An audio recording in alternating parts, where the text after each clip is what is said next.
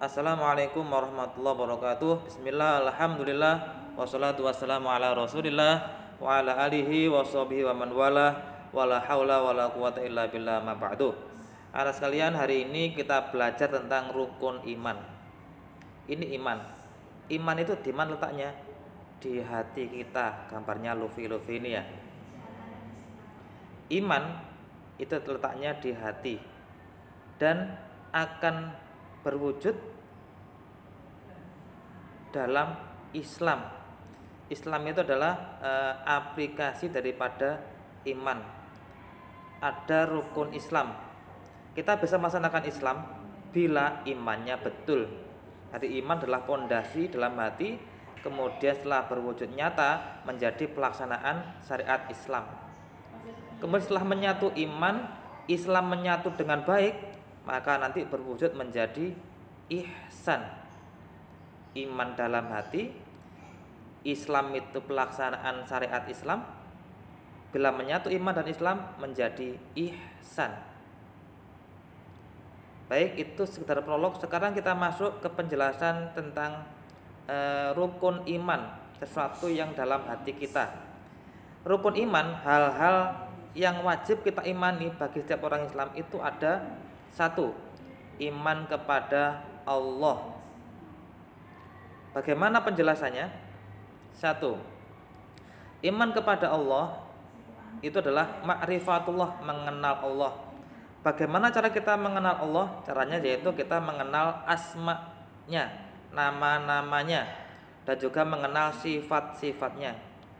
Setelah kita mengenal asma, nama, mengenal sifat-sifatnya, baru kita bisa ma'rifatullah, mengenal Allah. Setelah kita mengenal Allah, tujuannya apa?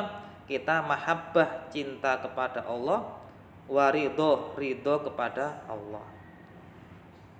Anakku semuanya, setan, jin, iblis dan sebagainya itu iman kepada Allah, tapi mereka tidak memiliki cinta dan ridho kepada Allah.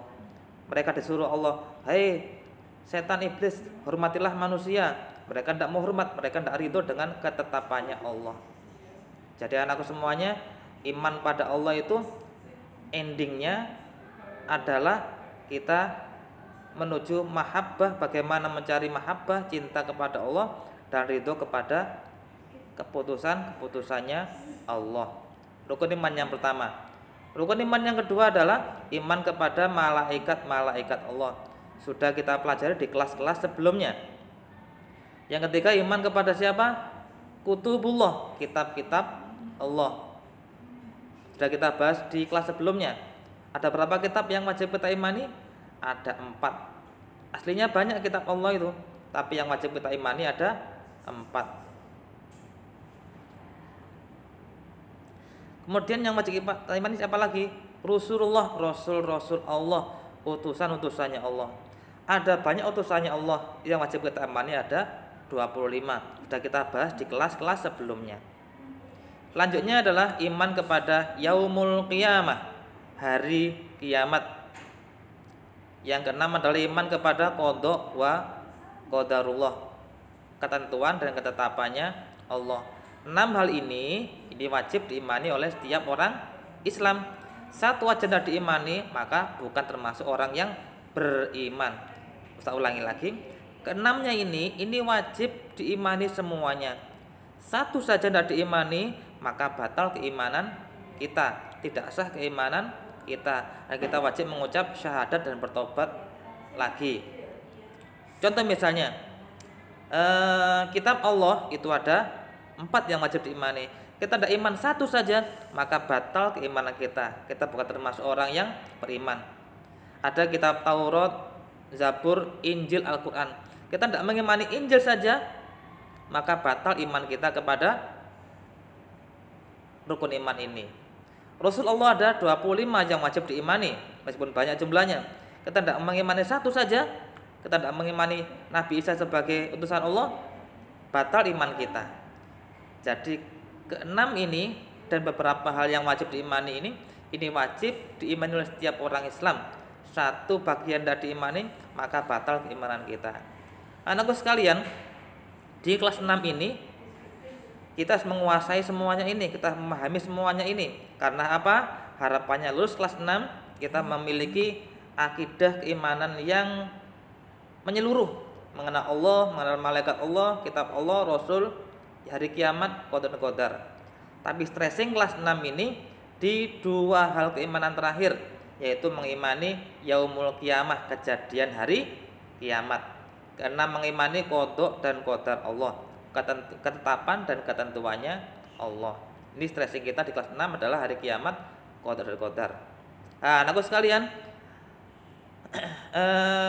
untuk sementara kalian tugasnya adalah membaca buku paket yang sudah kalian punya itu tentang hari kiamat, iman kepada hari kiamat. Dibuka buku paketnya, dibaca iman kepada hari kiamat.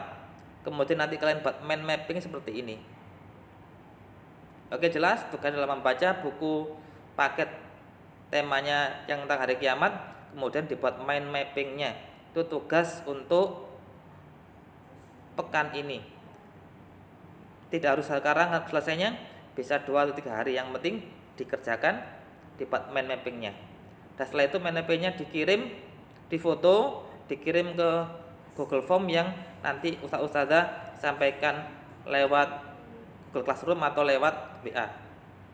Terima kasih, selamat belajar. Rangkumannya ada di sini. Nah, ini adalah doa atau apa namanya itu, pujian ketika waktu subuh. Amantu billahi wa malaikatihi wa kutubihi wa rusulihi wal yaumil akhiri wa bil qadri khairihi wa syarrihi minallahi ta'ala.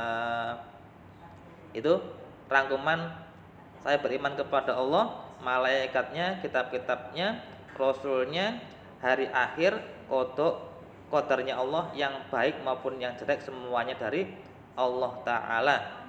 Sekali lagi terakhir, iman, semua orang bisa beriman, tapi iman yang dimaksud adalah iman yang bisa melahirkan kita untuk bisa cinta dan ridho kepada Allah Subhanahu wa Ta'ala. Selamat merangkum, membuat mind mapping tentang yaumul qiyamah. Terima kasih. Assalamualaikum warahmatullahi wabarakatuh.